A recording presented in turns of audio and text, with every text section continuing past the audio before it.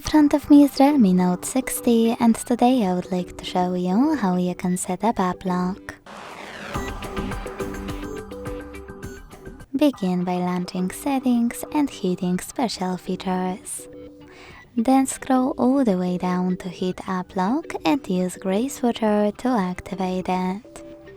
For it to work, you need to have privacy password. If you don't have it, hit settings in the pop-up. Tap on use a different password type. Select one of those options and create your pattern or other login method. Then repeat it to confirm it. Answer this security question or click on it and pick one of those options. You can even select custom question and create your own.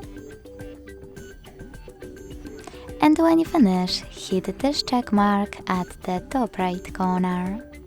Then to lock apps, use gray switchers next to them and go back. As you can see after that, my privacy password is required. To disable app lock, go back to the same settings, hit app lock, enter your privacy password and tap on blue switchers next to your apps.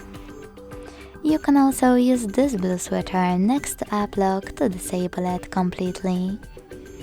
Thanks so much for watching. If you enjoyed this video, don't forget to leave a like, comment and subscribe. Bye!